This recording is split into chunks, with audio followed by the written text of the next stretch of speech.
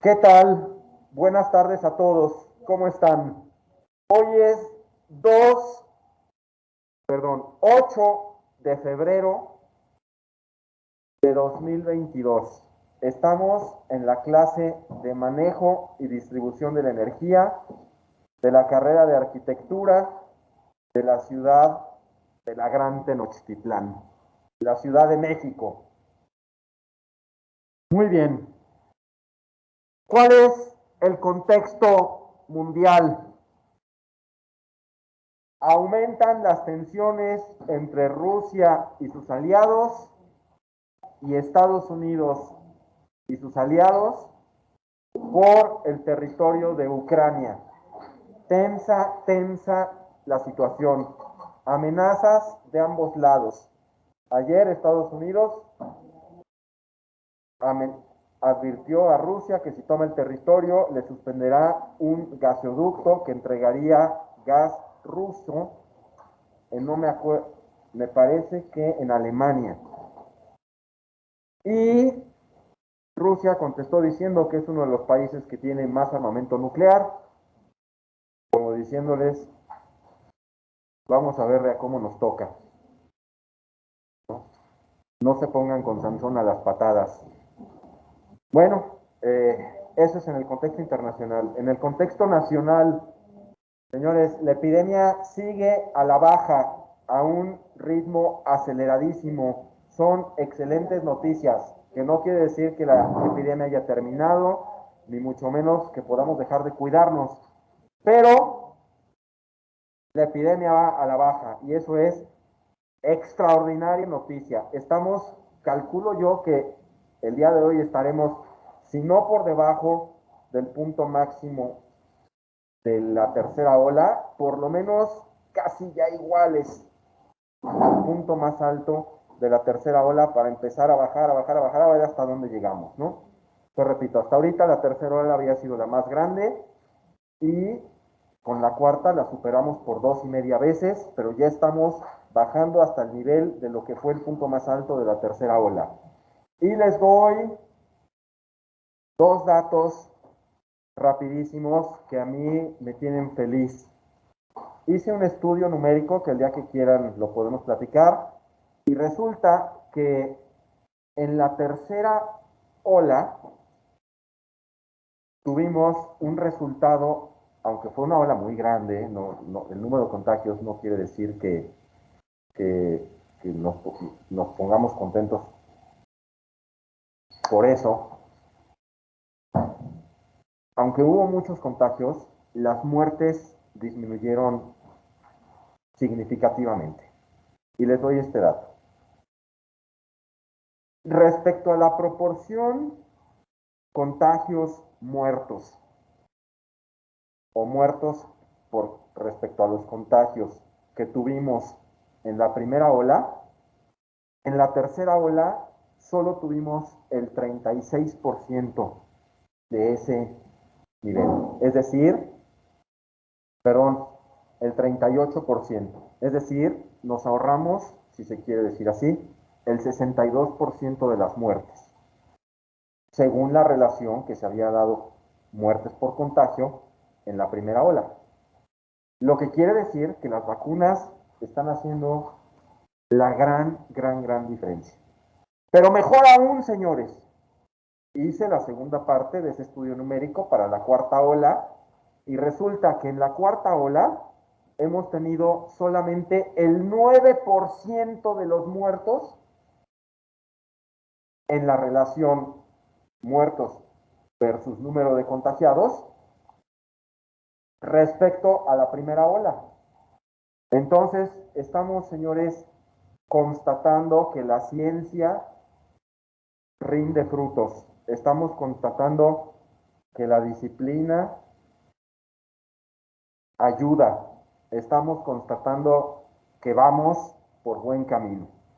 México está teniendo el 9% de los muertos que tenía en la primera ola. No en cuanto a número, sino en cuanto a proporción. Eso es increíble. Sí, es decir, por cada 100 muertos que hubo en la primera ola, hoy solo hay 9. Y es resultado de la ciencia, del esfuerzo que hizo el país para vacunarnos, del esfuerzo que hicimos nosotros por seguir y tener buenos hábitos. Así es que vamos por un camino muy alentador. Y por último, en el contexto inmediato, cercano a nosotros, la universidad, pues cada vez se ve más gente por aquí. Ya es mucha la gente que está viniendo presencialmente. Vamos avanzando bien. El nuevo rector, como les decía, inmediatamente en cuanto tomó posesión, nombró al nuevo vicerrector. Estamos esperando qué disposiciones da para el rumbo de la universidad. Pero por lo pronto, las cosas van dentro de la gravedad del problema mundial, caminando muy, muy bien. Entonces, sigamos así. Ahora sí, para entrar en materia, un recordatorio. La clase pasada aprendimos muchísimas cosas. Hablamos a fondo a fondo de cada una de las variables que juegan o que forman parte de la electricidad. Hablamos a fondo de la cantidad o intensidad de corriente, hablamos a fondo de la tensión de corriente, hablamos a fondo de la resistencia y cuáles son los elementos que la hacen más fuerte, ¿se acuerdan? Y llegamos al punto en el que determinamos exactamente cuáles son las cosas de las que más nos tenemos que cuidar como esencia de nuestro método para protegernos de las altas temperaturas que causan el 95% de los incendios. Es decir, que el 95% de los incendios a nivel mundial tienen como origen una falla eléctrica y nos tenemos que cubrir de eso. ¿Cómo nos cubrimos de eso? Pues teniendo mucha precaución en controlar la temperatura. Y controlamos la temperatura permitiendo o determinando, diseñando de tal manera que los electrones fluyan sin pasar los límites, las capacidades de los cables. Eso lo dijimos como una de las esencias del método que vamos a usar aquí, de mi método de cálculo. ¿Qué otra cosa? También aprendimos algo de diagramas eléctricos, ¿se acuerdan? Empezamos a hablar de diagramas eléctricos, empezamos a entender qué es la diferencia de tensión, ese concepto difícil de asimilar, lo empezamos a ver, vimos unos diagramas, hablamos de términos de obra, ¿se acuerdan? Hablamos del regreso, ¿qué es el famoso regreso? El cable de regreso. Vimos cómo se representa la fase y el neutro, pero vimos que también hay un regreso y por qué se llama regreso. En fin, para agotar todo lo que vimos en la clase pasada, pues mejor vemos el video de la clase pasada. Pero a manera de recordatorio, con esto basta. Y nos quedamos en que íbamos a hablar de la potencia y la energía eléctrica. Con eso íbamos a empezar hoy. Pero antes de empezar, me gustaría que rapidísimamente me dijeran, así, el que se anime en sus casas o aquí, de la tarea, una o dos frases de cada cosa. Hablamos de los videos de Chernobyl, hablamos de, que no sé si se dice Chernóbil, he oído las dos pronunciaciones, Chernobyl y Chernóbil. Yo digo Chernobyl. Bueno, hablamos también de el sol artificial en China, hablamos también de el fracaso, que no lo quiero decir así porque suena una descalificación, pero el problema serio de Alemania y su intento de tener pura energía verde, vimos que tuvo que regresar a plantas de carbón, hablamos de la refinería más grande de Estados Unidos, y me gustaría que al respecto, y les dejé que investigaran un poco de la batería de Bagdad, ¿vale? Pues me gustaría que al respecto alguien de los que está aquí me dijera una o dos frases, a ver, ¿qué nos pueden decir? Una o dos frases. Y allá alza la mano Pablo. A ver, acércate acá, Pablo, para que te oigan todos. Dilo desde aquí, para que todos en sus casas lo oigan. Y porque la clase pasada yo estuve repitiendo mucho lo que decían aquí en el salón. Viene de ahí, entonces. que el sol artificial de China es igual nuclear, solamente que la diferencia entre, digamos, Chernobyl es que Chernobyl era fusión nuclear y lo del sol artificial de China es fisión nuclear. Fisión nuclear. O sea que se están uniendo átomos en vez de separar. Muy bien, una aportación. Gracias, Pablo. Pablo García Moreno hizo la aportación. Pablo García Moreno nos dice que en lo que leyó es que en el fondo, perdón, que el fondo del asunto, la esencia de lo que están haciendo en China, y que han llamado sol artificial, es energía nuclear, pero a diferencia de la energía nuclear en la que se descomponen los átomos, en China los integran. Una diferente forma de energía nuclear, se me escapa la palabra que quiero usar, pero en vez de que haya destrucción de átomos, hay integración de átomos. ¿Quién más quiere decir algo? Gracias, Pablo. ¿Quién más? A ver, Merced, acércate, Merced, para que en sus casas te oigan aquí, que el micrófono te alcance a registrar. Se acerca Merced aquí. Está agregando la noticia del sol, que en vez de ser plutonio, era plutonio sí, es hidrógeno. Muy bien. Que se le llama sol porque es el mismo proceso que hace el sol para generar. Muy bien, importantísima aportación de Merced, que dice que en vez de usar plutonio, como se usa en los reactores nucleares, se usa hidrógeno y que se le llama sol artificial porque se hace de manera inducida, de manera propiciada, el mismo fenómeno que se da en el sol para liberar energía. ¿Sí? Sí es plutonio, ¿verdad? No me estoy equivocando, porque me hizo dudar Mercedes ahorita con uranio, ya, gracias por sí, muchas gracias Valentina por la corrección. Sí, ya, algo no me sonaba. Gracias, Valentina. ¿Quién más quiere decir algo? Yo considero que son 150 millones de grados. Bueno, dato importantísimo. 150 millones de grados Fahrenheit, ni más ni menos. Eso es lo que se genera. Qué bárbaro, ¿no? Eso sí está. Sí. ¿Qué más? ¿Quién quiere decir algo más? Según yo, la batería de Bagdad era... No, dilo, sí, adelante, si quieren. Sí. Sí, de todos, de una vez ya, de todos los asuntos de la tarea. Viene de ahí. Acércate, Humberto, para que te oigan en sus... No te dije que te acercara. Que venga, que pase. ¿Te quieres acercar?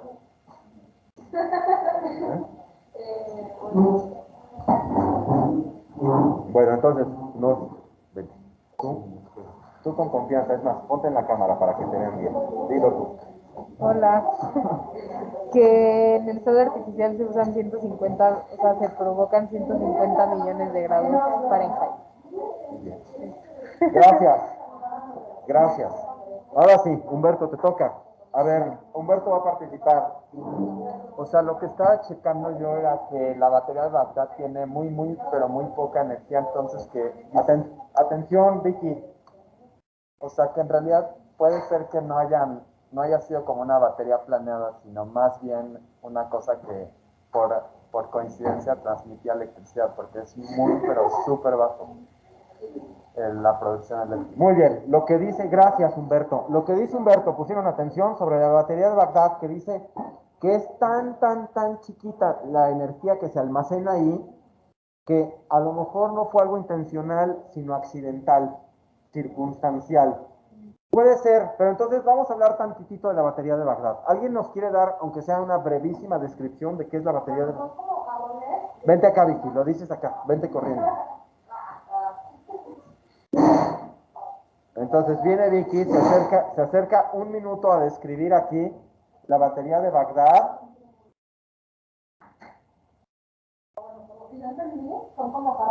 Se acerca Vicky y nos dice que...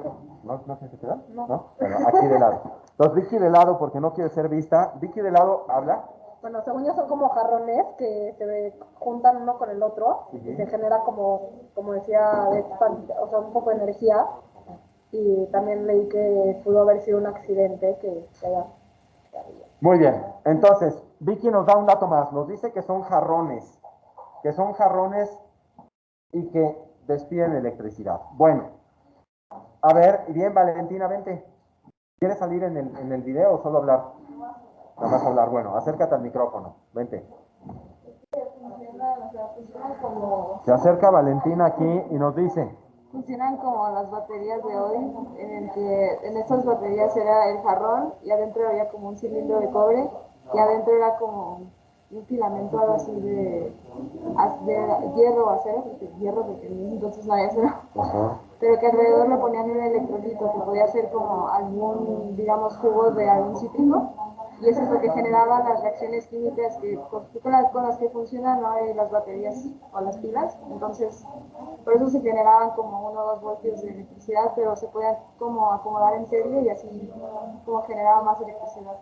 Muy bien, Valentina, perfecto, perfecto, gracias, Valentina. Bueno, pues con esto ya tenemos bastante completa para los objetivos de este curso la información sobre la batería de Bagdad. ¿Qué era la batería de Bagdad? La batería de Bagdad se piensa, porque nadie estuvo ahí para poderlo confirmar, pero se piensa que la batería de Bagdad era una manera de almacenar energía. Y esto es importantísimo, importantísimo. Almacenar energía. Y Vicky alza la voz por allá y dice como una pila. Sí, exactamente, como una pila. Por eso se llama batería. Eso es lo que nosotros decimos la pila del reloj, la pila de la computadora, eso. ¿Y qué es eso? ¿Cuál es el concepto, la esencia, la importancia principal que tiene para nosotros eso? Es almacenar energía. Es decir, que la energía no solo se está transformando y en ese momento la tengo que aprovechar porque si no, se fue. No, almacenar la energía, tenerla en algún lado depositada para poderla usar en el momento en el que convenga. Y eso es algo de sustancial importancia en nuestra vida cotidiana. Eran unas vasijas de barro, la batería de Bagdad eran unas vasijas de barro que tenían adentro, como ya lo dijo Valentina, una barra de cobre, unas barras de hierro, y si se le ponía algún cítrico, la reacción química despedía electrones. Si despide electrones y les damos por dónde avanzar, se forma un flujo de electrones y ese flujo de electrones es la electricidad. Gracias, señores, qué bueno que hicieron esta investigación y para nosotros poder seguir avanzando en el conocimiento, les voy a presentar la pantalla a los que están en sus casas, los demás ya la tienen aquí en el pizarrón. Y entonces, ahora sí nos vamos al punto en el que nos habíamos quedado. Y el punto en el que nos habíamos quedado es ese, lo tienen en la pantalla. Y vamos a hablar de la potencia, de la medición de la potencia.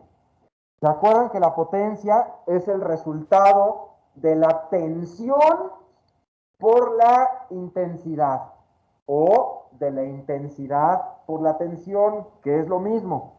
Y esa es la potencia eléctrica. Pero hay que medirla. Ya hablamos de esto algo la clase pasada y vemos, estamos todos viendo en la pantalla que podríamos hacerlo de dos maneras. Uno, midiendo por separado la tensión y la corriente. Y si medimos por separado la tensión y la corriente, después las multiplicamos y obtenemos la potencia. Sin embargo, hay aparatos que lo hacen simultáneamente y se llaman watómetros. Y los watómetros los platicamos o hablamos de ellos un poco la clase pasada. ¿Se acuerdan en qué momento hablamos de los watómetros? ¿Cuándo medimos watts? Todos los días se están midiendo watts, muy cerca de nosotros. ¿Se acuerdan dónde? ¡Claro! Bien, Vicky. En los medidores, ¿se acuerdan que hablamos que nuestras casas, para cobrarnos el consumo eléctrico, o el uso de la electricidad, si no queremos decir consumo, para cobrarnos el uso eléctrico, hay unos medidores. Esos medidores miden los watts. Los watts, si los dividimos entre 1000, se convierten en kilowatts. Y si esos kilowatts los multiplicamos por el tiempo que los usamos, tenemos kilowatts hora. Y esos kilowatts hora es la unidad con la que nos cobran y pagamos la electricidad. ¿Sí? Porque acuérdense que dijimos que yo puedo tener prendido un foco de 100 watts 10 segundos y mi vecino tenerlo todo el bimestre, y si solo nos atenemos a los kilowatts, los dos habremos usado los dos habremos usado 100 watts nada más, o sea, 0.1 kilowatts. Sin embargo, si lo multiplicamos por el tiempo y yo lo usé una hora, yo tendré 100 kilowatts o 100 watts hora, 0.1 kilowatt hora. Y mi vecino tendrá mucho más, porque el de él se multiplicaría por muchas horas. Entonces pagaremos diferente. ¿Se acuerdan? A manera de recordatorio, a manera de breviario de la clase pasada. Y entonces, dicho esto, podemos llegar a este asunto que la clase pasada le preocupaba, le preocupaba a Natalie, y yo le decía, Natalie, no se preocupen por cuál es la fórmula que más se usa, no se preocupen por cuál. El reto de este curso no está en memorizar unas fórmulas y esas fórmulas decidir cuándo se usan y cuándo no, o cuál se usa en cada momento, no. Ese no es ni de lejos el reto de este curso. El reto de este curso está en entender la electricidad, cómo funciona, y aprender a usarla. Aprender a usarla a nuestro servicio. Aprender a ponerla a nuestro servicio. Y que la electricidad cumpla la función que nosotros cumplimos siempre, o más bien, que cumpla la función que nosotros queremos, siempre con estos criterios. Número 1, seguridad. ¿Se acuerdan? O siempre vamos a decir premisas, si quieren, ¿no? Porque ya hablamos de criterios. ¿Se acuerdan que aquellas veces dijimos que un criterio para diseño de instalaciones, ¿cuál era el primer criterio? A ver, sigo haciendo recordatorio de la clase pasada. ¿Cuál era el criterio número 1 de diseño de instalaciones eléctricas? ¿Se acuerdan? A ver, ¿cuál?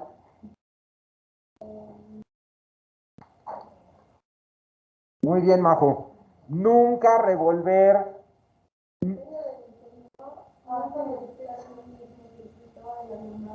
Muy bien, Majo. Criterio número 1 de diseño. Nunca mezclar en un mismo circuito la electricidad que vamos a usar para alumbrado con la electricidad que vamos a usar para fuerza. Es decir, tener por separado siempre circuitos de alumbrado y circuitos de fuerza. Nunca en un mismo circuito poner los dos servicios, el de fuerza y el de alumbrado. ¿De acuerdo? Entonces, esos se llaman criterios. Y ese apenas es nuestro criterio 1. Pero las premisas, si le queremos decir así, o algo que no sea criterio, pero que es lineamientos, ¿quieren que le digamos? Pero los lineamientos o premisas o argumentos, o ¿cómo les podemos decir? Con los que vamos, las intenciones. No, pero criterio es lo que vamos a aplicar directamente en el método. En el método es no revolver nunca alumbrado y fuerza. Ese es un criterio de diseño. Pero como el lineamiento general, vamos a llamarles así, ¿no? Pero los lineamientos generales de la electricidad son, o de nuestro diseño, no en particular al aplicar o verlo numérico, sino en lo general, desde el momento de dibujar, desde el momento de concebir la idea.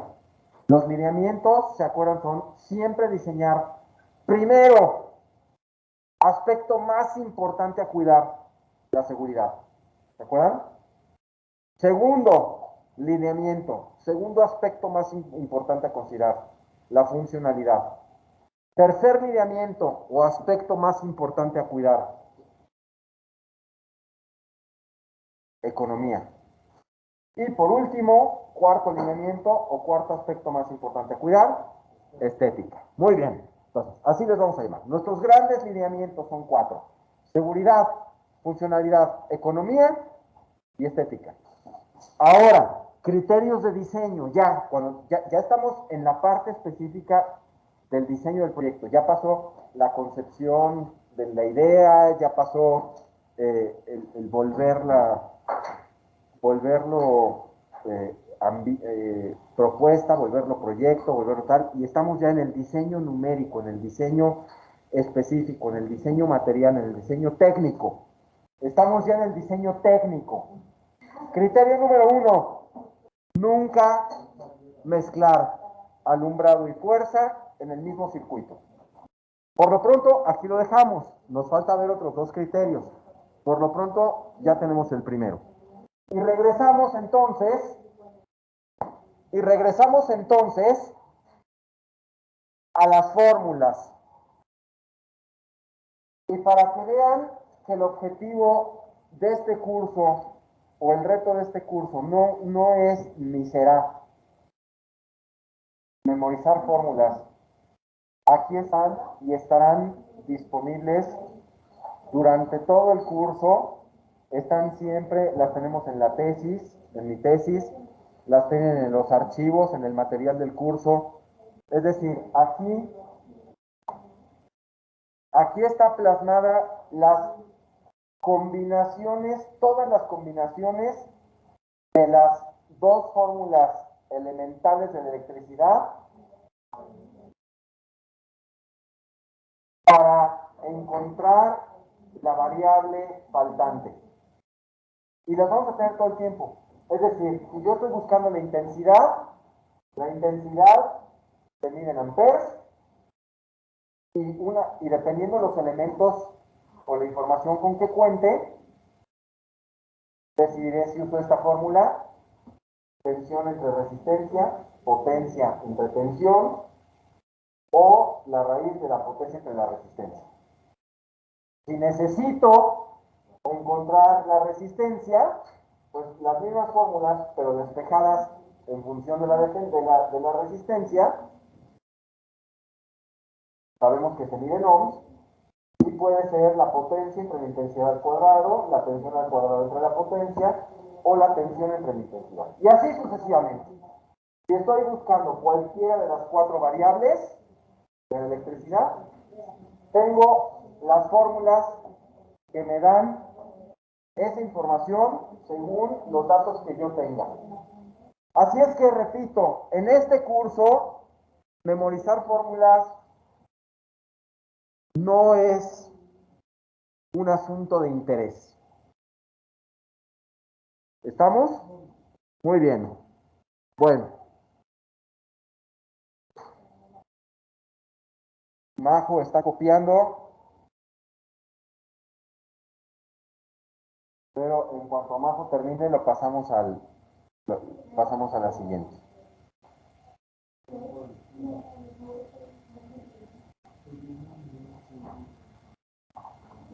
¿Ya? Bueno, ay, perdón, me equivoqué de...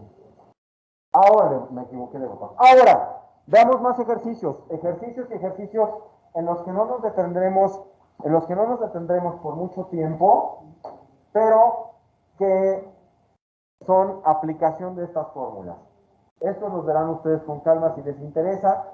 La potencia eléctrica consumida un determinado periodo se conoce como la energía eléctrica y se expresa como watts o kilowatts, watts hora o kilowatts hora. La fórmula para su cálculo es muy fácil, la tensión por la intensidad por el tiempo. Pues muy fácil, si la potencia es tensión por intensidad, pues ya nada más la multiplico por el tiempo. Y vemos un ejercicio sencillísimo, vean.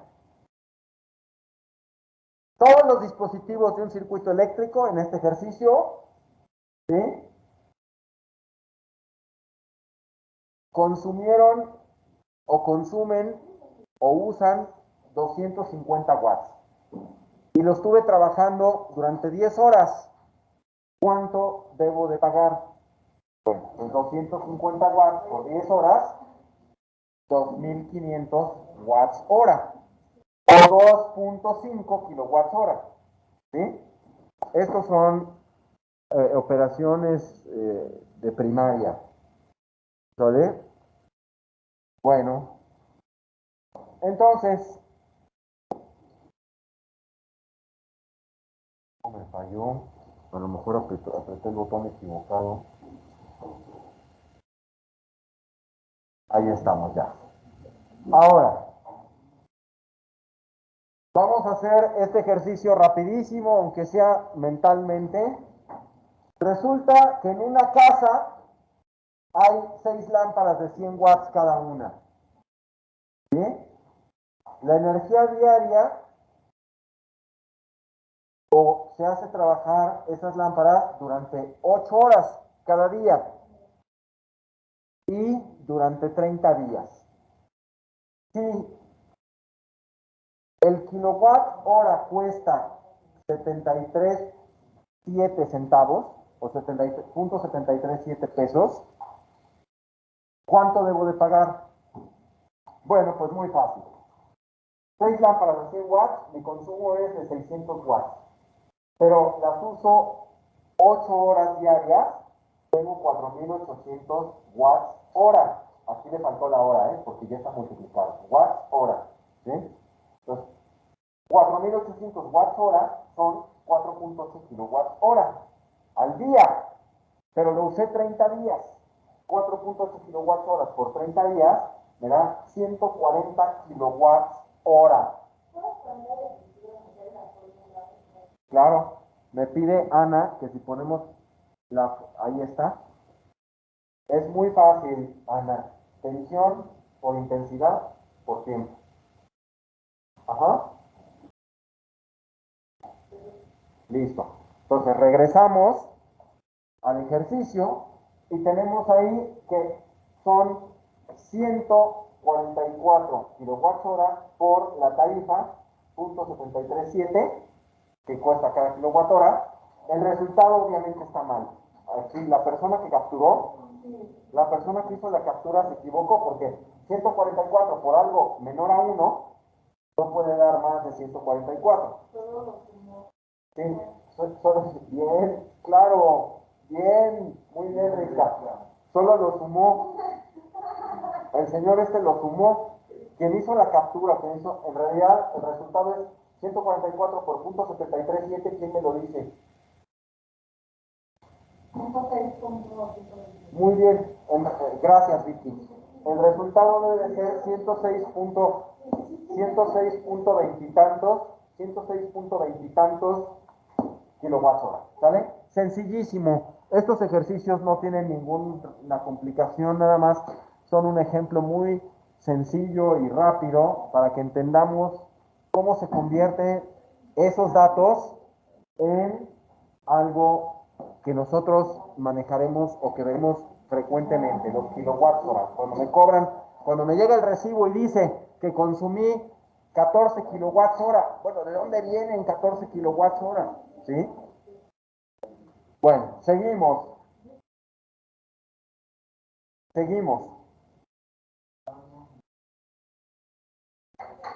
¿Estamos ahí? El famoso medidor.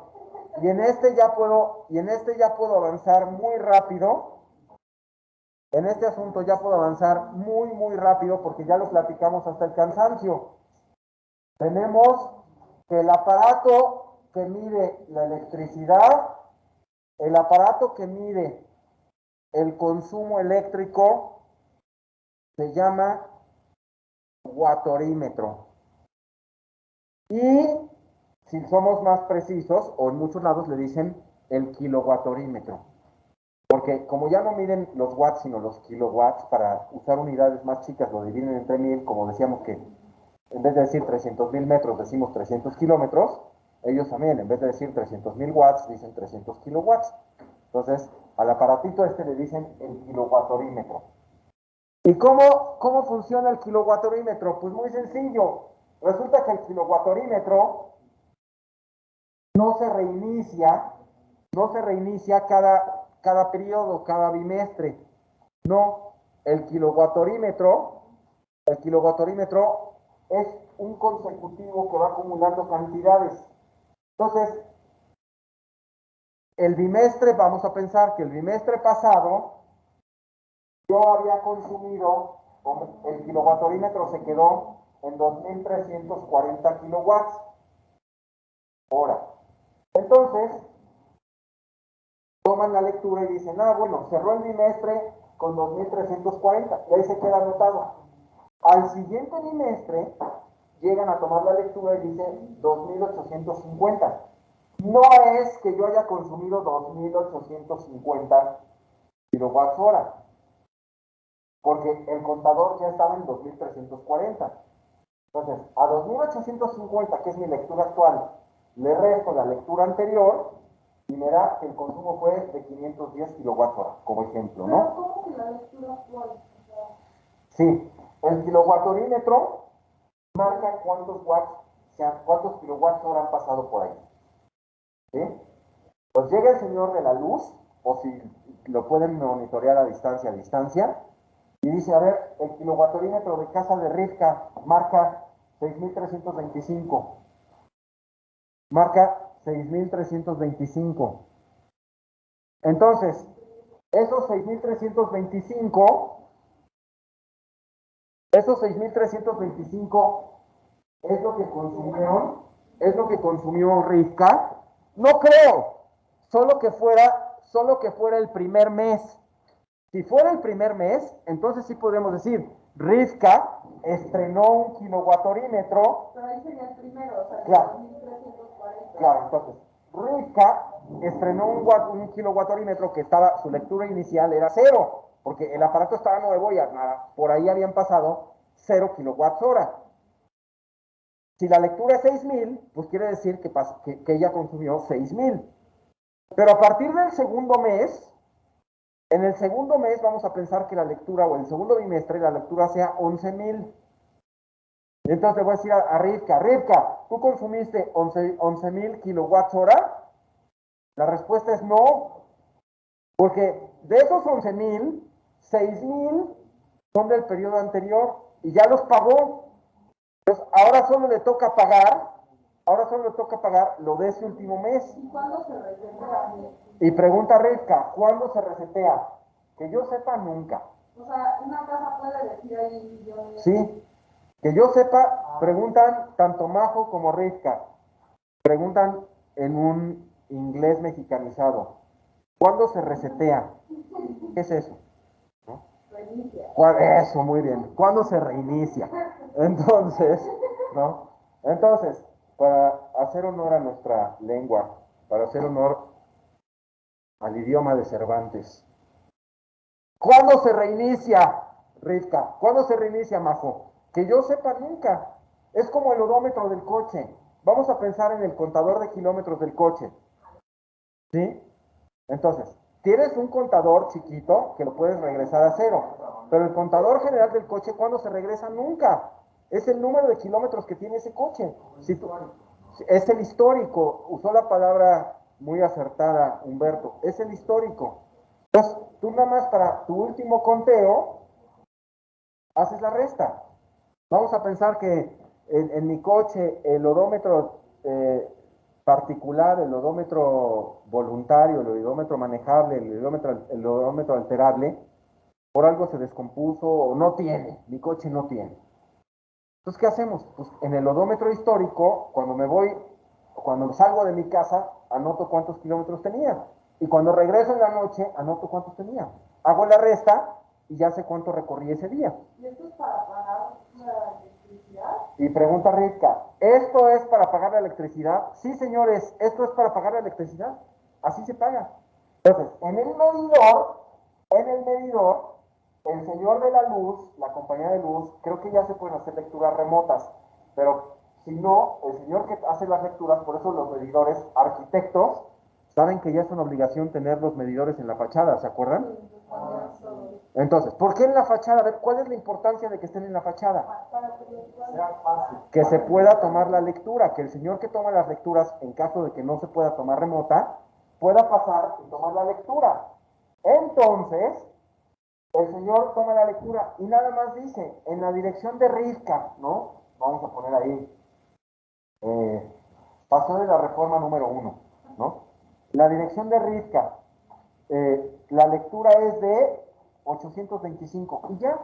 Entonces él entrega su 825 y los que hacen el cálculo dicen, en Paseo de la Reforma número 1, que por cierto, ¿alguien sabe qué hay en Paseo de la Reforma número 1? No. Como que podría ser una dirección importante de la Gran Tenochtitlán, ¿no? ¿Sí? Paseo de la Reforma, la avenida más importante y el número 1. ¿Nadie sabe qué hay en Paseo de la Reforma número 1? De la Gran Tenochtitlán. No, pero buen punto, estaría bien. Dice Ritka que si el Templo Mayor, no, estaría bien que el Templo Mayor fuera. Sería increíble. No, pero no es eso. Es un hotel.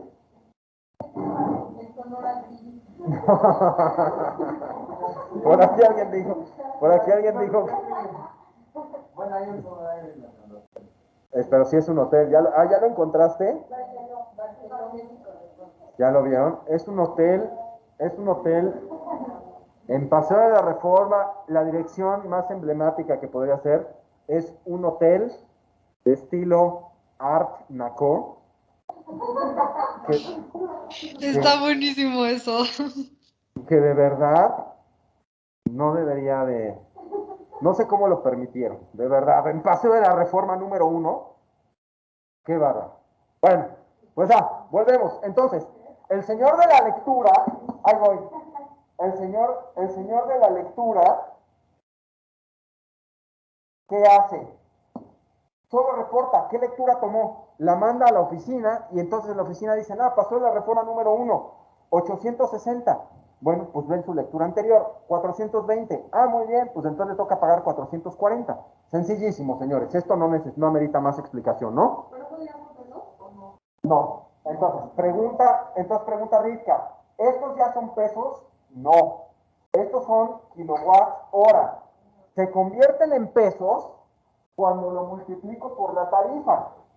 Entonces, porque en el tiempo la tarifa se va modificando. Ahora en México la luz va a bajar. Entonces, cosa rara, pero va a pasar. Entonces, después de años y años y años, la luz va a empezar a bajar. Entonces, el número de kilowatts hora lo multiplico por la tarifa.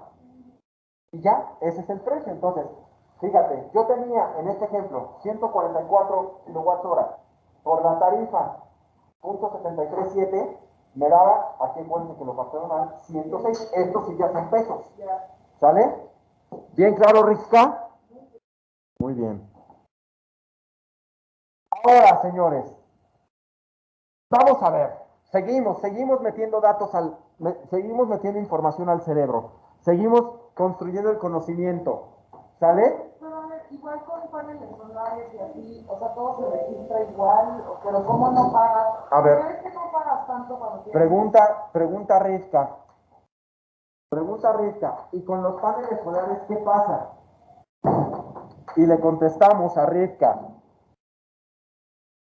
Un punto importante. Aunque parece que estos puntos... Aunque... No hay problema. Está Majo Guerrero jalando... No hay ningún problema. Jalando la toma eléctrica para poder conectar su computadora. Ese fue el ruido de la matraquita que se oyó. Bueno, muy bien, Majo. Bueno, entonces, a ver, señores, pregunta de Rivka. Esto,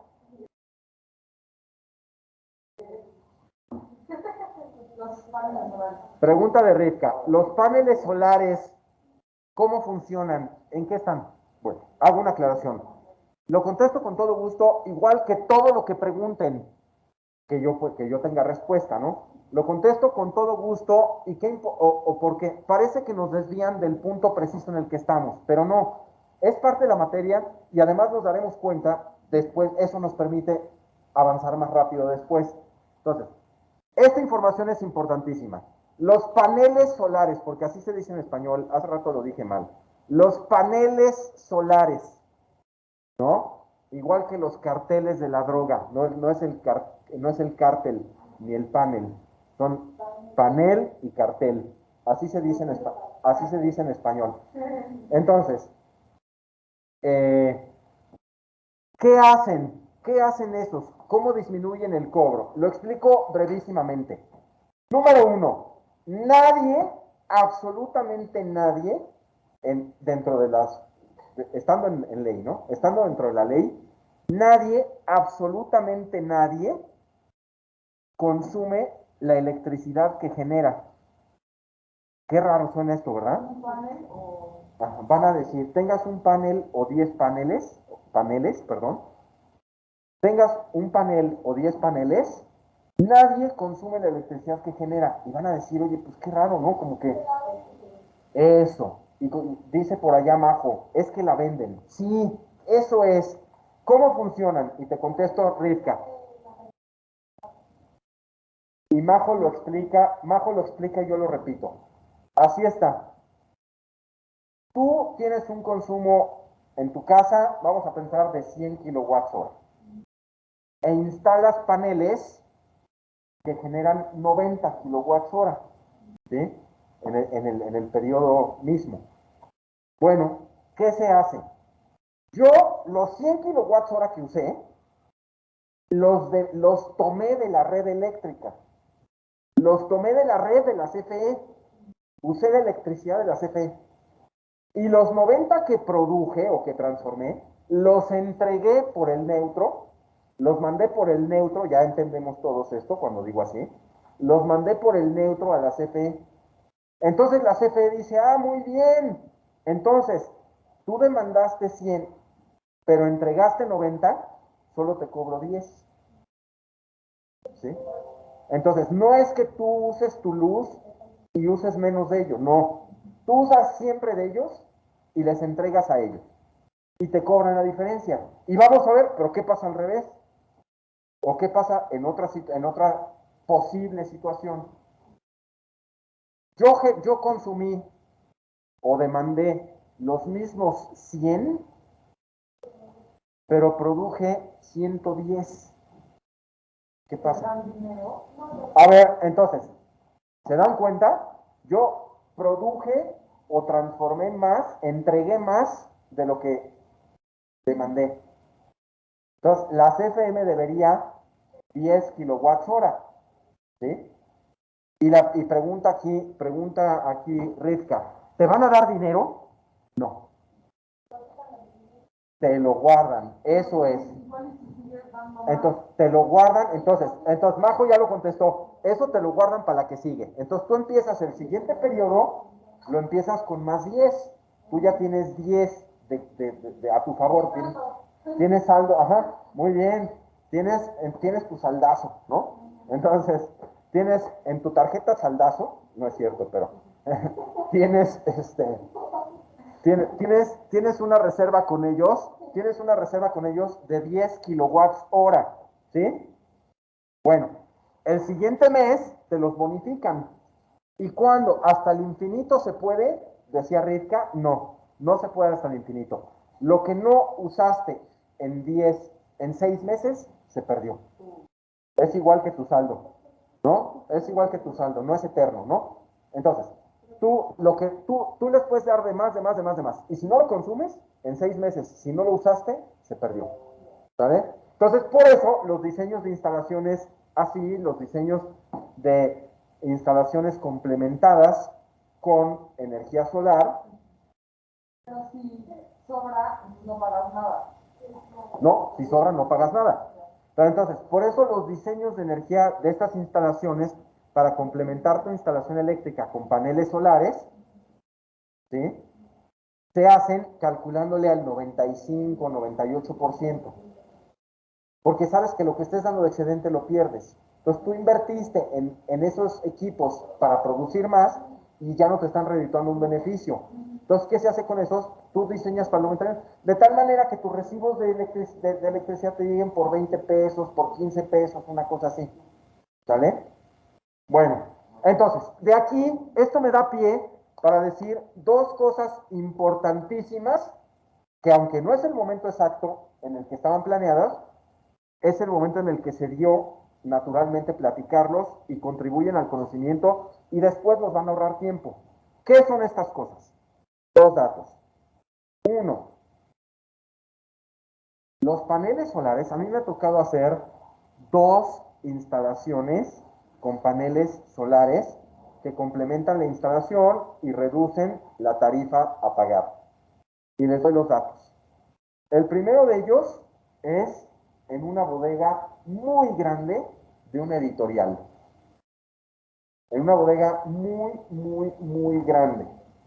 Bueno, no sé si se pueda decir, yo creo que sí, ¿verdad? No habrá problema con decir, la editorial de la editorial de la Buena Prensa. Bueno, les cuento, se hizo el estudio y obviamente,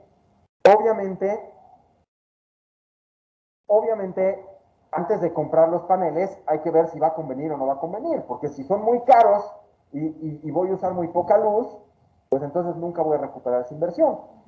Ecológicamente fui muy consciente, fui muy amigable con el medio ambiente, pero económicamente me fue como en feria, ¿no? Entonces, se hace un estudio.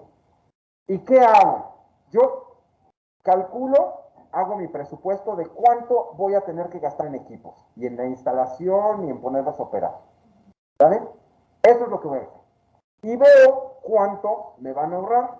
Entonces digo, mira, una vez que los ponga, una vez que ya me gasté este dinero, ¿no? Ya me gasté este dinero en comprarlos, instalarlos y ponerlos a operar. Ya tengo mis equipos ahí transformando luz del sol en electricidad. Pero tuvo un costo. Ese costo, cada mes, se va a compensar. Porque este mes, si yo pagaba cada mes, vamos a pensar, 5,000 pesos, con este ahorro solo voy a pagar 20 pesos. Entonces, este mes me ahorré 4,980 pesos. El siguiente mes me vuelvo a ahorrar 4,980 pesos. El siguiente mes, 4,980. Y así voy acumulando ahorros de 4,980 pesos. Y todos esos ahorros los acumulo y veo en qué momento todos mis ahorros igualan mi inversión. Y en el momento en el que mis ahorros igualan la inversión, en el momento en el que mis ahorros, la suma de mis ahorros igualó mi inversión, en ese momento, y me voy a poner en la pantalla porque para que nos podamos concentrar todos, ¿están entendiendo en sus casas? Sí. Y la verdad, o sea, sí son muy caros cuando los compras, muy caros, pero sí te ahorran bastante dinero. Natalie lo está diciendo. Natalie tiene en su casa paneles solares y lo dice, son muy caros, pero te ahorran mucho dinero. Y entonces, eso, quiero acabar entonces lo que estaba diciendo. Entonces tú tienes una inversión inicial muy fuerte, pero a partir de ahí, cada periodo, cada mes o cada trimestre tienes un ahorro. Si tú vas acumulando el ahorro del mes 1 más el del mes 2 más el del mes 3, hasta todos los ahorros, y los vas sumando, en algún momento los ahorros, la suma de los ahorros, igualarán lo que tú invertiste inicialmente. Y a partir de ahí, todo es ganancia, porque los primeros ahorros apenas van compensando la inversión. Una vez que la inversión se compensó totalmente, ya tienes pura ganancia, pura utilidad, pura ventaja, puro beneficio.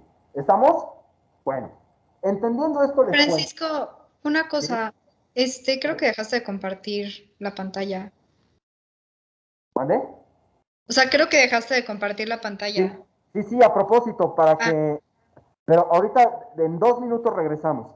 Ok. Sí, lo puse para que nos podamos concentrar en el ejemplo con las manos de las parcialidades que se van compensando y que no estuviéramos distraídos en este punto exacto de los circuitos en serie que no son lo que estamos hablando, porque nos desviamos tantito. Nos desviamos para bien. ¿Está bien, Cris? Sí, está perfecto.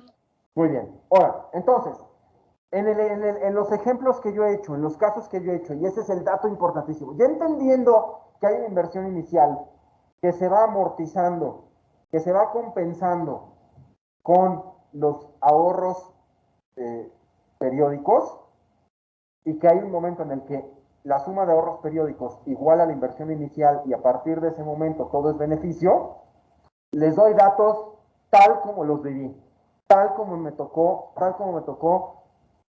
como se dieron, tal como sucedieron en la obra, en las obras de las que os estoy hablando. Resulta que en esa bodega enorme de la editorial La Buena Prensa, compramos equipos con una vida útil de 17, perdón, pero los demás no.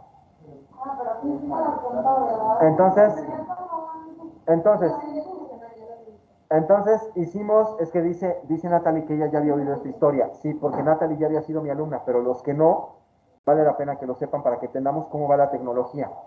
Pero que me da mucho gusto que te acuerdes, Natalie. Entonces, compramos equipos con una vida útil de 30 años. Hicimos el estudio y la amortización, la compensación de la inversión, se daba en 17 años. ¿Qué conclusión se saca? Que en ese negocio, para ese ejemplo, para ese proyecto, los primeros 17 años apenas compensaban la inversión. Pero son equipos con vida útil de 30 años. O sea que los últimos 13 años son beneficio. ¿Sí? ¿Está claro para todos? Tu ganancia al invertir en eso son los últimos 13 años. Los últimos 13 años son el beneficio de tu inversión. ¿Está claro? Bueno, algunos años después, 6 años después, hicimos el mismo estudio para una iglesia, para la iglesia de San Ignacio en Polanco. Bueno, en esa iglesia, ¿cuál creen que fue el resultado? ¿Cuál creen que fue el resultado? 5 años. 9. 8 años.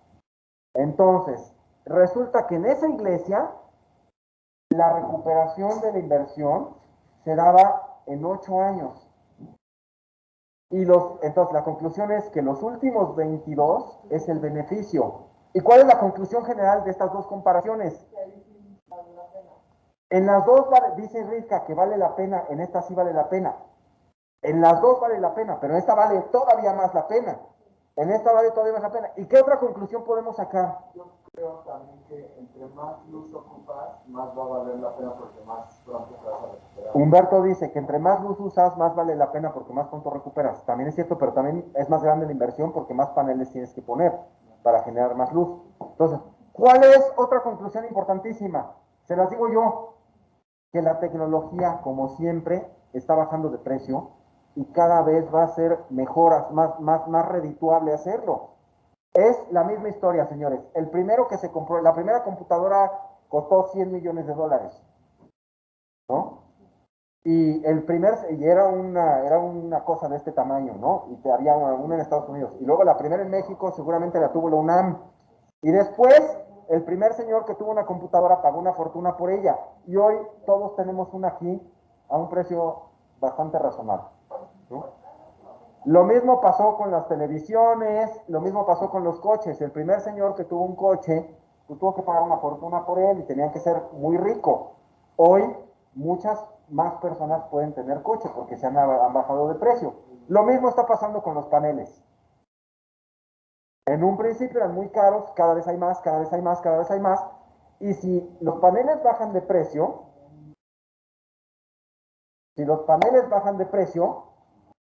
el costo de mi instalación es menos. Y si el costo de mi instalación es menos, recupero más rápido mi inversión. Y por lo tanto mi beneficio es más grande. ¿Está claro para todos? Bueno, entonces hacia allá van las cosas, a que cada vez sea más redituable tener estos sistemas complementarios. ¿Dudas, preguntas, inquietudes, críticas, recomendaciones? ¿Algo que quieran decir? Bueno, entonces vamos a lo que sigue, donde estábamos. Y ahora sí, Cris, ahí va otra vez la pantalla. Entonces, Gracias.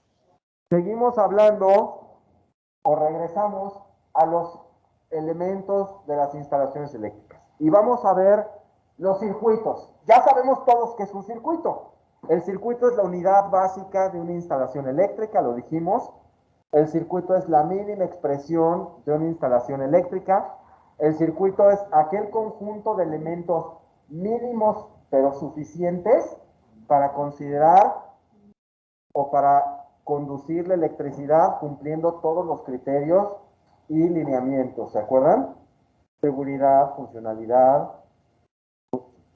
economía y estética, ¿se acuerdan? Todas esas fueron las descripciones que hicimos de un circuito. Pero ahora podemos ver, o vamos un paso más allá en el detalle.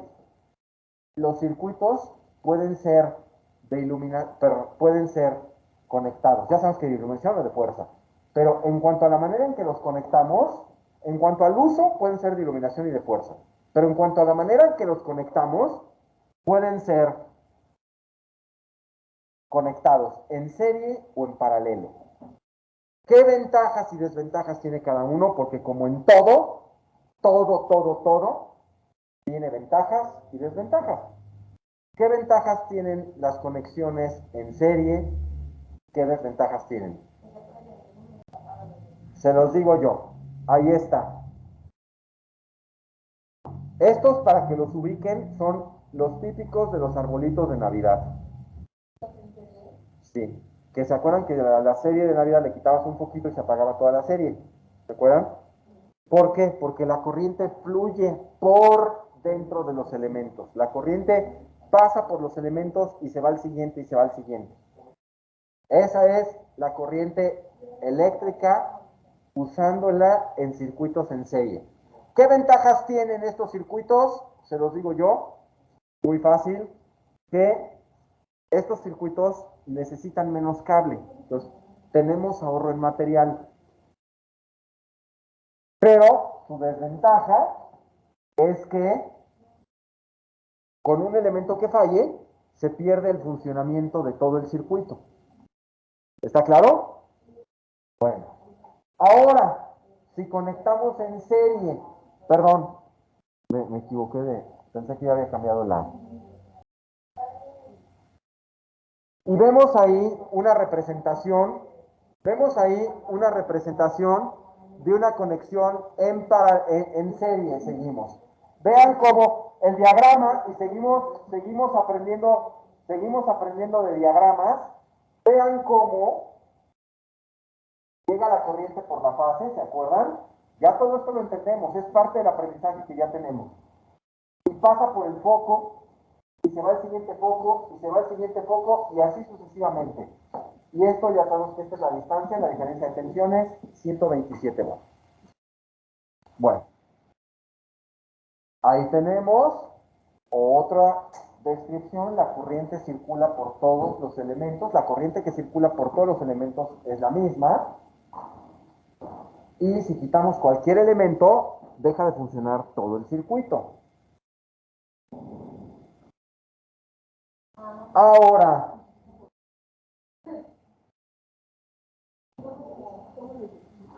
vamos a ver y vamos acercándonos nada más para entender, qué características tienen los circuitos en serie, porque ya conocemos las variables y después del descanso veremos las de los circuitos en paralelo. Pero vean, dijimos que para que lo tengan registrado, en un circuito en serie, para que la corriente llegue desde aquí hasta acá, tiene que vencer la resistencia. Y la resistencia es la suma de todas las resistencias. ¿Sí? Muy bien. Ese es en los circuitos en serie. Ahora, en cuanto a la intensidad de corriente, o sea, los electrones que viajan por ahí, es igual. O sea, los mismos electrones, el mismo de electrones que pasó por aquí, llegó a todo. Entonces, la intensidad total es igual a la 1, a la 2, a la 3. En todos lados la intensidad es igual, en todas las partes del circuito. Y las caídas de tensión se tienen que sumar. Pero no se asusten, no se trata esto de saturarnos de datos, sino de entender las diferencias entre ellos. Aplican las normas que ya conocemos, las fórmulas que bien ya vimos, y vemos ejemplos de ellos. ¿Sí? Un circuito que tiene dos resistencias, resulta que la resistencia total es la suma de las resistencias particulares. ¿Sí? Puedes tener un foco con una resistencia y otro con otro. En uno puedes tener funcionando un tostador y en otro en la misma, y en otro una licuadora, ¿no? Sí, pueden ser diferentes. Es buena pregunta, muy buena pregunta, Rica. Siguiente, los circuitos en paralelo. Ahorita quédense con los datos que vimos hasta ahorita en la cabeza. Son 10 para las 8. Para los que estamos en el salón, o bueno, para todos, voy a suspender la grabación porque esta es la parte estricta, formal del curso. Voy a suspender antes de irnos al descanso. Pero les quiero decir que Ana nos hizo favor de traer. Ana nos hizo favor, miren, como en las cantinas. Ana nos hizo favor de traer la caja de toques. ¿Se acuerdan que hemos hablado mucho? ¿Se acuerdan que hemos hablado así como lo suenan en las cantinas? ¿Se han fijado? No me está saliendo bien porque, bueno, se nota que no soy experto o que no voy a las cantinas. Entonces, Ana nos trajo aquí su caja de toques para hacer este experimento en el que vamos sintiendo cómo aumenta la corriente, vamos sintiendo cómo aumenta la corriente y vamos viendo cuáles son nuestros límites. Voy a suspender la grabación, esto lo vamos a hacer aquí en el salón en el descanso, lo vamos a hacer en el salón, pero voy a suspender la grabación y ya les contaremos cuando regresemos a la grabación. Ya les contaremos, perdón, creo que todo esto no lo vieron porque estaba yo con la pantalla presentada. Pero bueno, ahora sí estoy ya a la vista, la caja de toques, las terminales, ¿sí? Y vamos a hacer en la práctica el ejercicio en el descanso y les contaremos regresando a la grabación cómo nos fue. No, háganlo aquí para que veamos. No se vayan los que están en sus casas, no se vayan, pero yo sí suspendo la grabación a la 1, a las 2 y a las